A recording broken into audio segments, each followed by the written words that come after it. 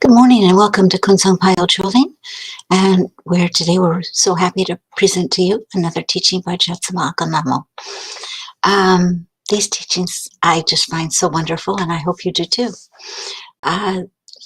Today's teaching is entitled Desire Causes Suffering, pretty much all suffering. So we begin.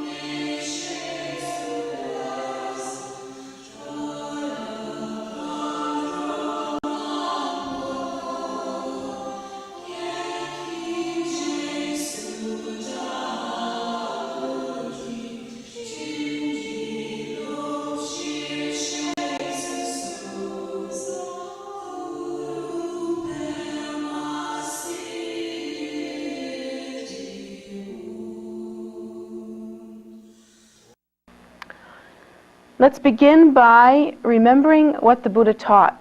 When the Buddha first taught, he taught what is commonly referred to now as the Four Noble Truths and the Eightfold Path, as part of the Four Noble Truths. And these Four Noble Truths, for many Buddhists, are the main trunk of teaching. We are practitioners of Vajrayana Buddhism, and so for us there are three turnings of the wheel. And the three turnings of the wheel, or the three main teachings, are developmental in that they build one on top of the other. And while one doesn't change the other, the emphasis and direction to some degree are deepened, and there is some difference in what is accentuated. But this first turning of the wheel for all kinds of Buddhists is considered to be the trunk of the tree, or the root, really, of our practice. The Four Noble Truths are not separate. They are quite interrelated in that one upon the other. But the thrust, main idea of the Four Noble Truths is that Lord Buddha teaches us that all sentient beings are suffering, that they are suffering because of desire, that there is a cessation of suffering, and that cessation of suffering is the same as or synonymous with the cessation of desire, and that cessation of suffering is called enlightenment. And the fourth noble truth, of course, is the description of the Eightfold Path. Without wanting to go into the Four Noble Truths with any great detail, because that really is not the topic, and you should refer to previous classes if you are interested in hearing more about the Four Noble Truths. I would like to speak of this most important revelation that the Buddha taught us and how we might understand it deeply. That revelation is that all suffering, that all sentient beings are suffering, and that all suffering is caused by desire. When we hear that, it is our nature to stand outside of that teaching or that truth, even though it was taught by a fully enlightened Buddha who ought to know something about something. We sort of stand outside of that, and it's our nature to do so, and it's not wrong. A teaching should be reasonable and logical and should seem practical and useful to us. So we stand outside of that teaching and we say to ourselves, all suffering is caused by desire, and we try to understand that. We try to see how that applies. At first it's difficult to understand, and we don't really know if we fully accept that, because we think that there are some sufferings that are definitely beyond my control. For instance, there are sufferings that I and others in the human race seem to suffer, sufferings of sickness. And it's an affliction. It seems to come from outside of us, and it seems to happen to us against our will, and it seems unconnected to what we want or don't want, whether we want to get well or don't want to get well. It seems that we have these sicknesses, and we suffer from old age, and we suffer from death, and we suffer from the loss of a loved one, and that happens from outside, and we can't understand how that happened to us. And we suffer from poverty, and we suffer from loneliness, and all of these different things. Then we get to thinking about this a little bit more deeply, and we can sort of see that perhaps the suffering of loneliness is based on desire. That perhaps we are desirous of approval, of company, of comfort, that we are desirous of connection. And that feeling is based on a kind of longing, or perhaps a feeling of incompleteness that we feel needs to be nurtured. There is a neediness there. So even though we don't fully understand this teaching of the Buddha, still we can sort of get maybe something like that. And we can think that maybe the desire for wealth is pretty visible, pretty understandable. Maybe we suffer from poverty because we really have a desire to, or king, or perhaps live with all of the modern conveniences and furnishings, and to have freedom, the freedom that only an American Express card buys. And, the freedom to be entertained, the freedom to have leisure, the freedom to have an absence of lack. Well, we can see that that's a desire, and that that's a neediness, and perhaps there's some connection there. But no one could fault us, for instance, if we or other human beings, and many human beings are, if we were starving and we naturally needed food to continue. It isn't a question of want, it's a question of need. The body will die without food. And if it were cold and we had no shelter, no one would think it unreasonable that we needed shelter. The body needs clothing and shelter to keep warm. So we just wonder whether there's really a righteous teaching there, whether it really is it really about desire? Or are there some things that you just really do need and that we just don't have, and it's simply not our fault? Well, according to the Buddha's teaching, things apparently are not what they seem to be. And according to the Buddha's teaching, we actually experience the sufferings of loneliness, the sufferings of poverty, the sufferings of hunger, the sufferings of lack of all kinds, and the sufferings of heat and cold, and all of an old age and sickness, and even death. Not because these events occur from the outside and occur in such a way that they happen to us from some uncontrollable or unforeseeable source, but rather, according to the Buddha's teaching, all sentient beings suffer according to their karma, according to a series of cause and effect relationships that they have built up over time. And of course, we have no knowledge of that. Perhaps someone might kill me. And according to the Buddha's teaching, that would indicate that in the past I have killed someone. Of course, I forget that I've eaten meat. But even if I didn't eat meat, perhaps I don't remember what my last life is like. And according to the Buddha, we have lived more than once, many more times than once. I can't say for sure what I've done.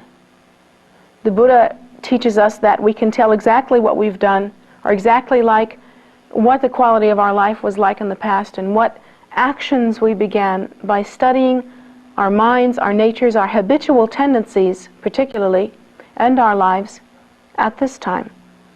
That by studying our habitual tendencies and what we are like, that from that we'll be able to learn a lot about what we were like in the past and what we did, our actions, the cause and effect relationships that we put into expression. So the Buddha teaches us that people that are starving only superficially appear to be suffering from a lack of food. Actually, they are suffering from their karma. And that if one wants to get to the source of that suffering, one has to do something about their karma. That even if you feed them, you do solve the problem temporarily. And of course, we should feed them. Make no mistake, there is no part of me that is not saying we should feed the poor. I am saying that we should feed the poor because, first of all, you can't pray for a person or teach a person anything or be of much benefit to them if they are starving. But to be of any lasting benefit, we have to cut the suffering off at the source. We have to change the karma of the situation. After feeding the hungry, after doing what we can to alleviate suffering in all temporary ways, then we must also do something about the deep problem, the deepest problem, the root of the problem. And so looking at the root of the problem, we try to understand more deeply. Now here's where the Buddha's philosophy must be understood in order to go much further.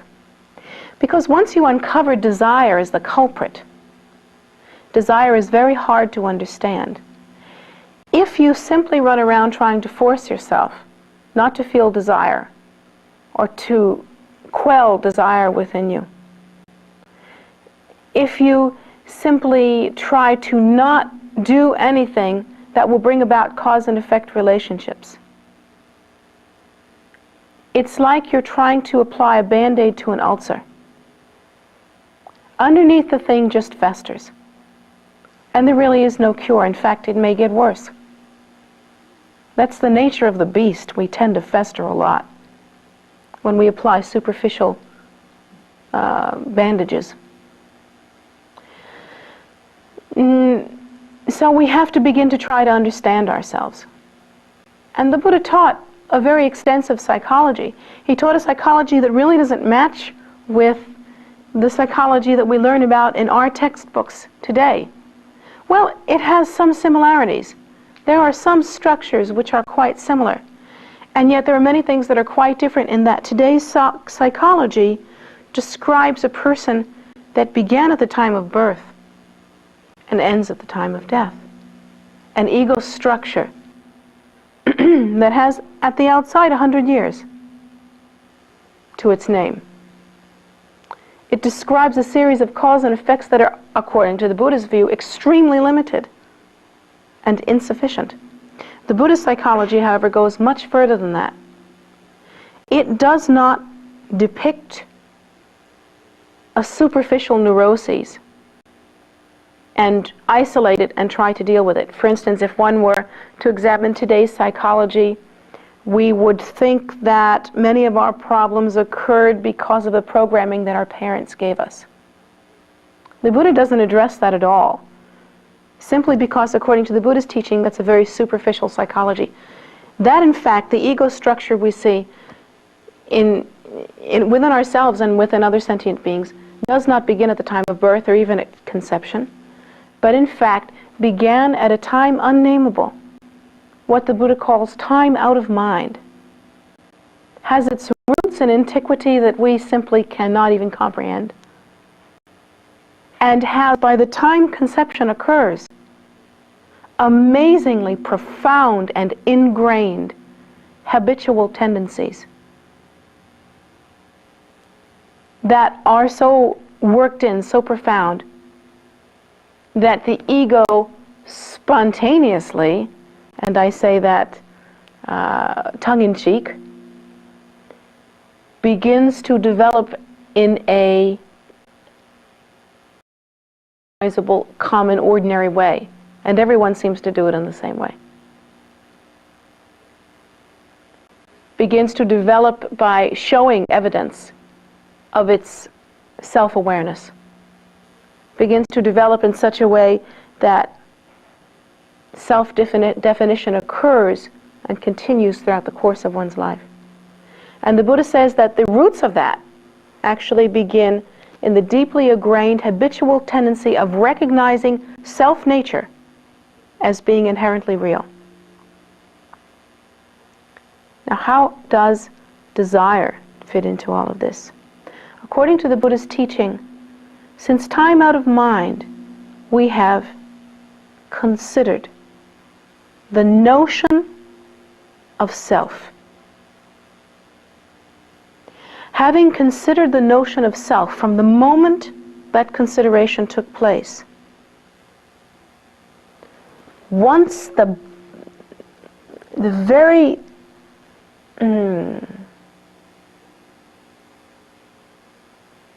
conception of that idea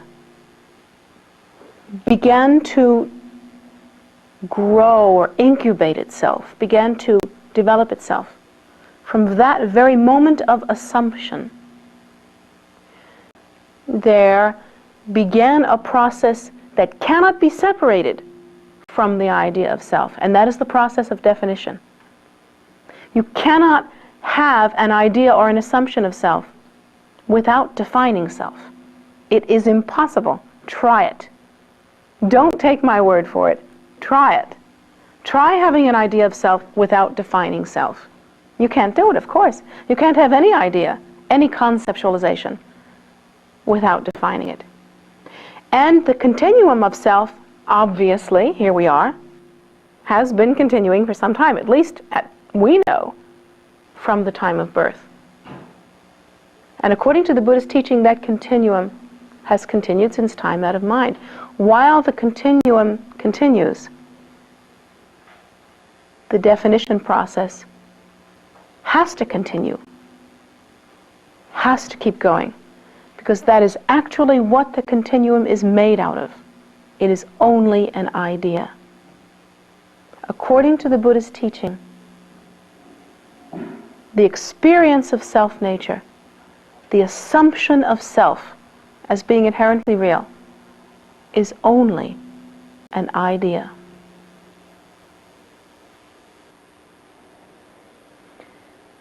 According to the Buddhist teaching, we continually experience perception according to that assumption. That in fact, all of our perceptual abilities, the five senses, our very consciousness, is an extension of the assumption that self-nature is inherently real. Think about it. What do you experience? Think about your moment-by-moment experience. It is all relative to the perception of self. It is all understood as being the same as or contrasted to the perception of self, the idea of self. Every experience that you have defines self. Every single one. There is no exception.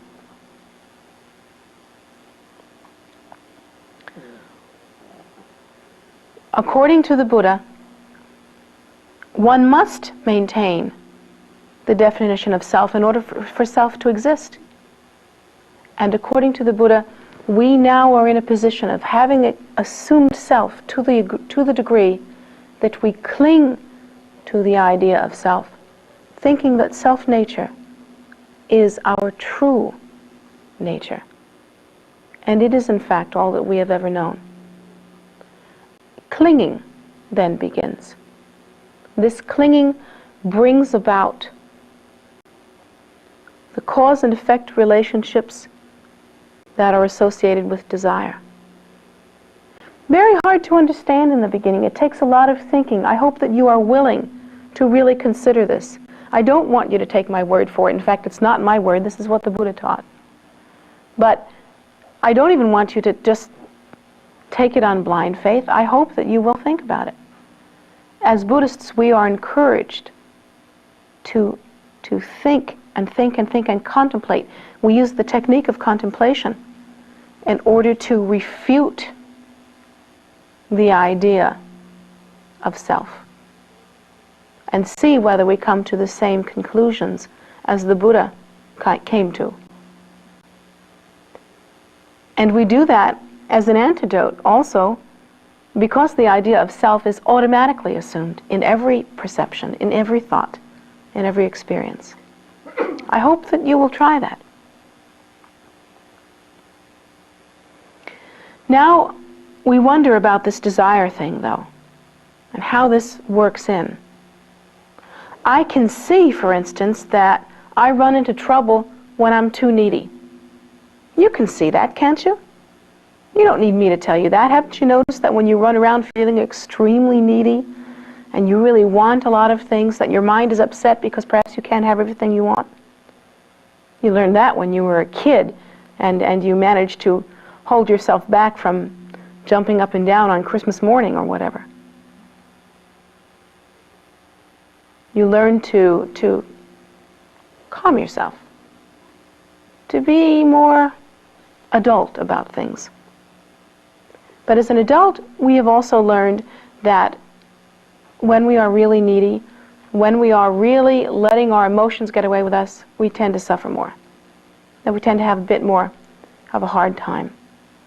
And we can see that if we absolutely know that during the course of our life we will never have a 10-carat diamond ring. If it looks to us like we'll never have it, or there's a real good chance that we won't have it until we're very old, then it doesn't make sense to us. It seems inconsistent with reality, or sanity anyway, doesn't it? To think, if I don't have a 10-carat diamond ring, I'm going to suffer, always. If we think this way, and really cause ourselves to suffer because of it, it seems illogical to do that, doesn't it? It seems kind of insane to do that. So, in our way, we have learned this teaching. But what about the idea that the Buddha presents when he says that all experience that we have now is actually based on desire? That's a hard one to swallow, isn't it? Well, actually, I was thinking about that very thing when I went on a walk the day before yesterday. And I was completely shocked at my own behavior.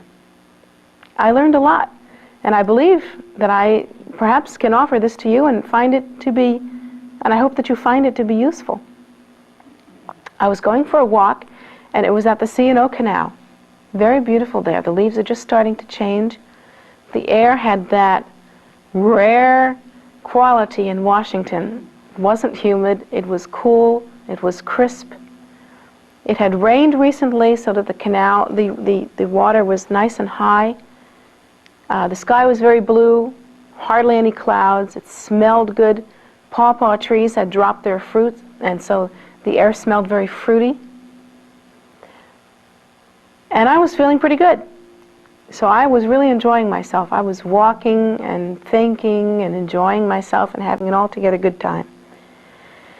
And I began to watch the nature of my mind, which is a Buddhist practice that we are taught. Well, you don't have to be a Buddhist to do it, but it's a practice that we are taught. I began to watch the perceptual field, examine it, see what I'm seeing, smell what I'm smelling, sense my breath, sense the feelings of my body, and then from that, watch the watcher. Who is smelling? Who is seeing? Who is hearing? Who is feeling? And began to examine the watcher and to watch the watcher watching. And during that process, what one does is one actually begins to refute the different constructs, the artificial construction of self. One watches the watcher and finds that one cannot isolate what that self is, but it seems to be a series of ideas. One cannot locate it. One cannot find where it started. One cannot see where it ends. And it's a fairly complicated technique of beginning to watch the watcher and then refute the reality of self-nature, or rather the experience of self-nature. And after accomplishing this for some period of time, when we become good at this, it seems that we arrive at a place of purer experience. That experience is not based on the idea of self. It doesn't come from self. In other words, self or ego is not the center of that mandala, but rather one experiences instead the A pure perception, which is a perception free of the contrivance of self, a relaxed, uncontrived, natural view. And the mind becomes more stable, more relaxed. Perception is pure. So I was doing that to the best of my ability. And I began to have an amazing insight that I think I had noticed before, but somehow it had not become as sharp and meaningful to me ever before. I began to notice that no matter where I am, when I walk down the street or walk down this pathway, every experience that I have, whether it's a wonderful, and I have the capacity for wonderful feelings. We all like to think that about ourselves, don't we? I'm a very deep person. You ever thought that about yourself? I'm really deep. Well, I'm really deep too. You're not deeper than me. So I thought to myself, I have this wonderful sense of how wonderful this is. I can really smell this air. I can really feel this feeling. Wow, I'm really sensitive to how low the humidity is and how wonderful this feels. This feels really great. I'm really enjoying this. How pleasurable this is. How in harmony I am with this.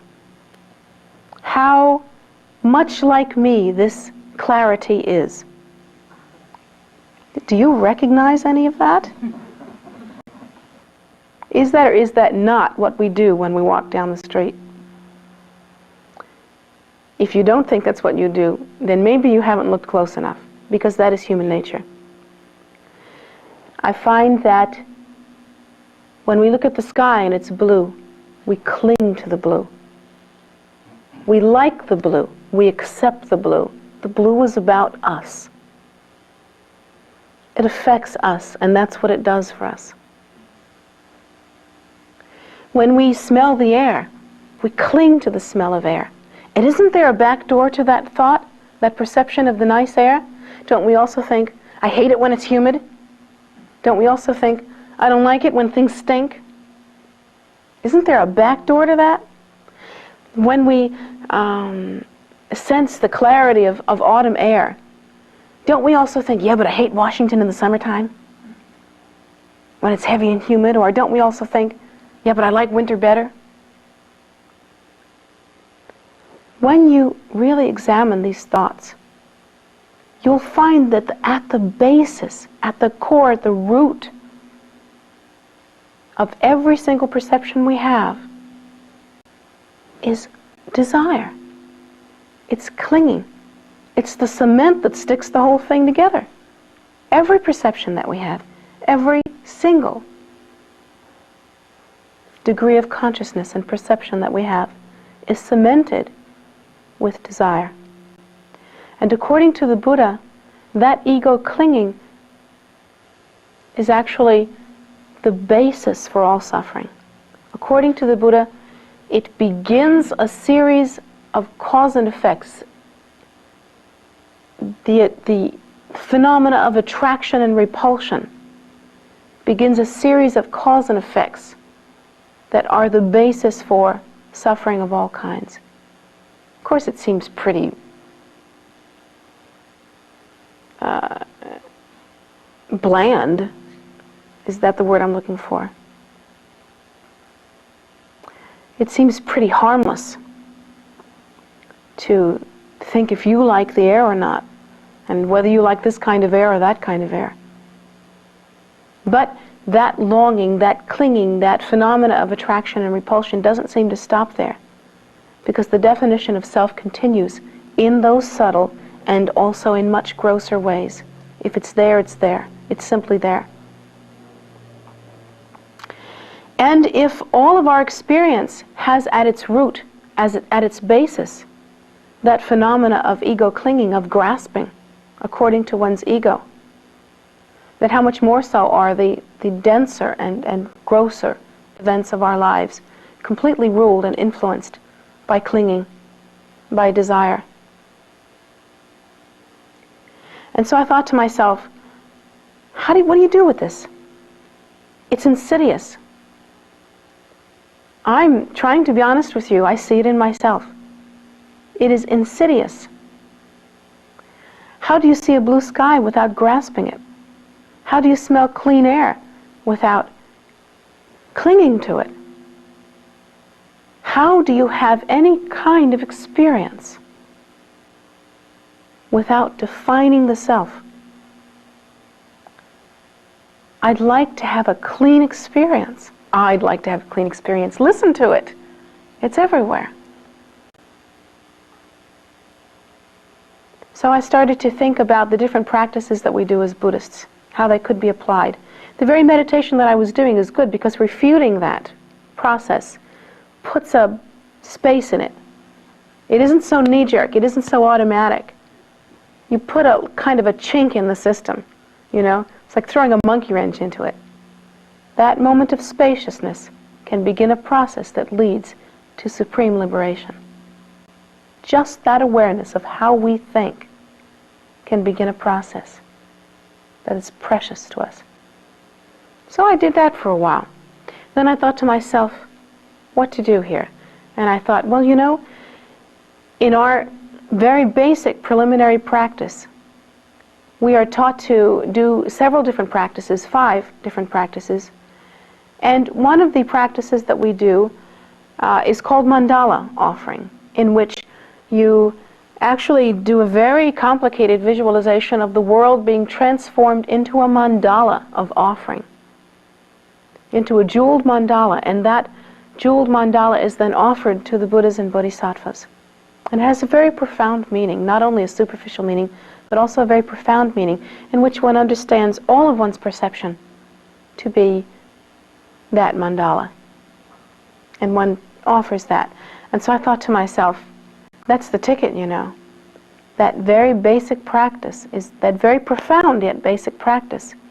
That is an excellent antidote to apply. That every experience that we have, in order to break the habitual tendency of clinging, in order to break the habitual tendency of self-definition, one can, for instance, experience blue sky. Taste it without clinging. That's possible, you know. Taste it without holding. Taste it without having it define oneself. To fully experience blue sky and then, like a jewel, offer it to the Buddhas and Bodhisattvas of the 10 directions, and offer it as well to all sentient beings, hoping that the joy of that experience will cause the end of their suffering. To experience food that way, to experience love that way, to experience all of the things that we think make us happy that way. To think of them as transformed into a jeweled mandala, cutting off that clinging at the root, that desire at the root, to experience them as a jeweled mandala, and then from that point offer them to the Buddhas and Bodhisattvas of the 10 directions, as well as to all sentient beings. It is possible to live and experience without clinging. One's mind then becomes relaxed. Have you ever walked around in your life and thought to yourself that there is always, constantly, an inner tension? It's like an itch. Sometimes you're extremely conscious of it. We are conscious of it. I make no exception for myself. It's a little anxiety, or it's an itch, or it's an impetus to do something. It feels like a tension inside. It's always with us. And yet, if you apply this antidote that I've described, offering the world and all of our perceptions, all of our hopes, all of our fears, all that we are attracted to, all that we are repelled by, and transforming it into a mandala of perfection, offering it to the Buddhas and Bodhisattvas of the 10 directions, I have found personally that to be an antidote to that inner tension And so from that I deduce that that inner tension is desire. That one's mind becomes unstable by the fear that our desires will not be fulfilled. And many of them will not. We know that. We've lived it. And that inner tension is also about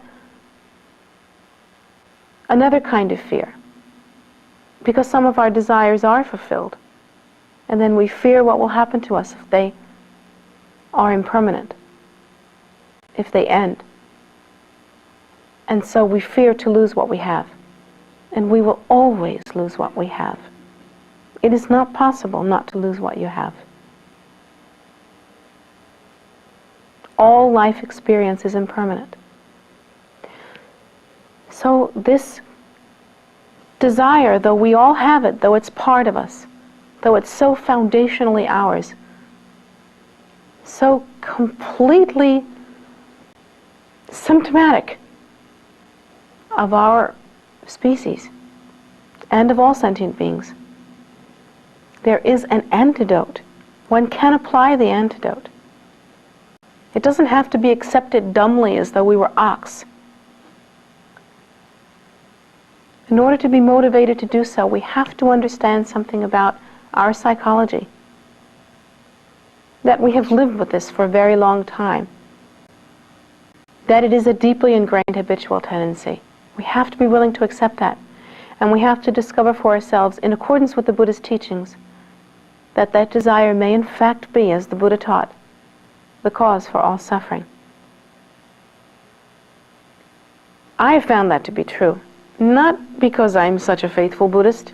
I hope that I am. But I found it to be true personally, through my own contemplation and examination. And I hope that you will go through that process as well, and examine in the same way. If you come up with the same answer, then you may not know what the antidote is. You may say, well, okay, now I discovered that desire is the cause of all suffering. We have no way of knowing that the cessation of desire is called enlightenment. We've never experienced enlightenment. We have no way of knowing if, in fact, suffering ceases when desire ceases. But the Buddha taught that. And the Buddha taught the first part also, which is the part we found out to be true, that desire causes suffering.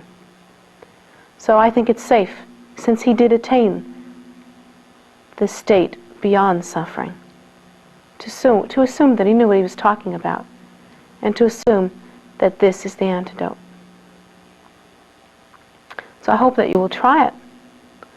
I hope that you will explore these teachings, contemplate them for yourself, and see what you can do with them. They're very reasonable, very logical, and they're not so far from us as to be an unprovable theology. They are about us, and they are easily applied. So I hope that you will think about this, and I most of all hope that you will use it, and most of all hope that it proves to be useful to you, and wish to thank you very much for listening patiently today.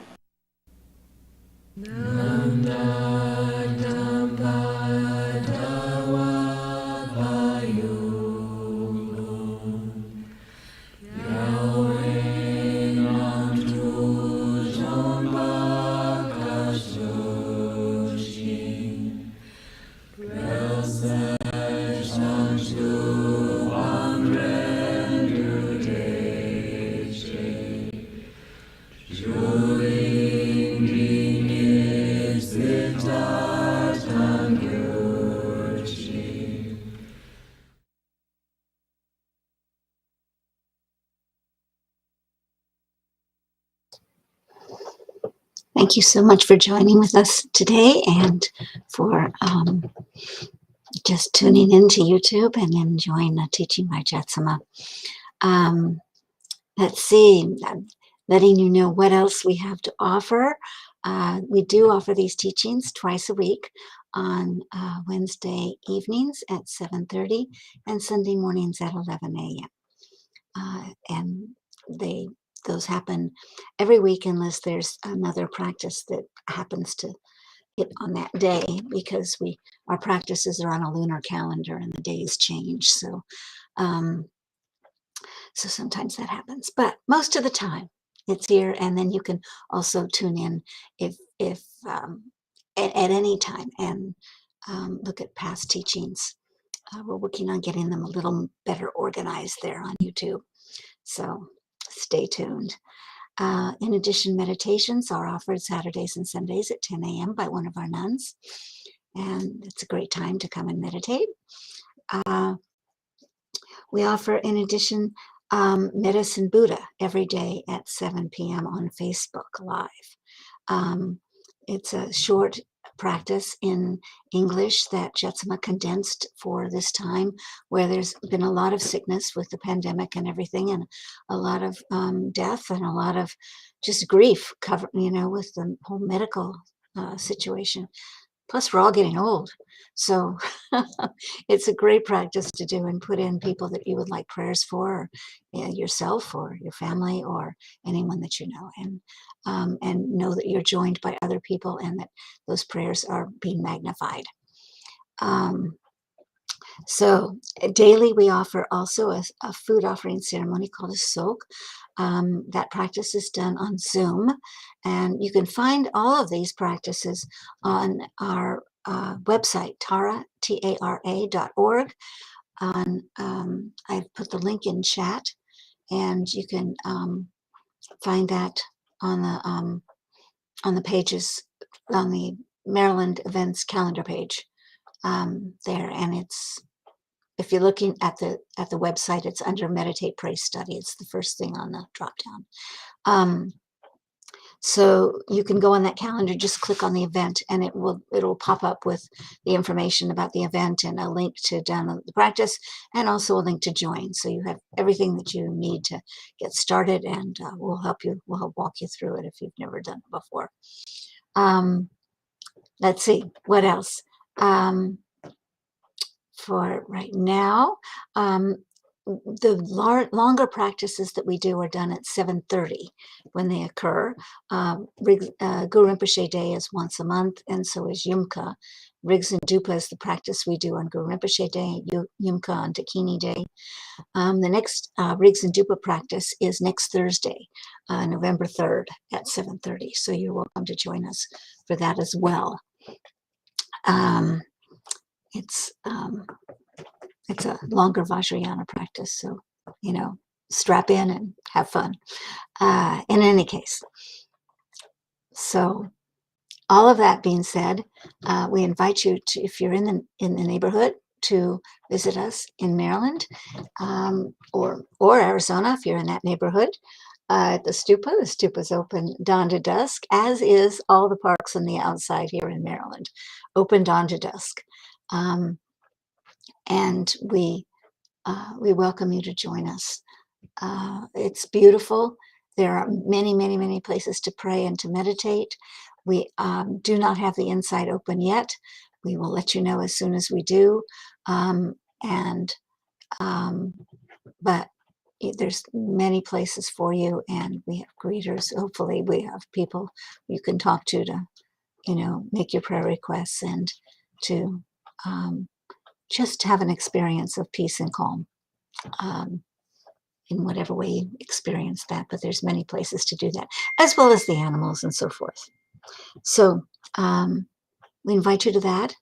If you are have been listening to these teachings and you want to make an offering to Jetsunma directly, you can do that. She has a PayPal account. The address is jetsunmagift@gmail.com, all one word.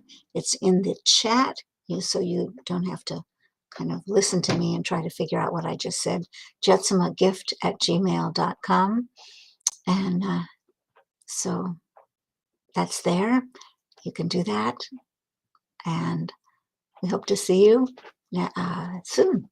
We hope to see you either in person, online, or wherever, and stay safe, and just know we care about you. You can also put prayer requests anytime on tara.org online. So anybody you need prayers for, please just send us a note, and we will add them into our practices. Love to all of you.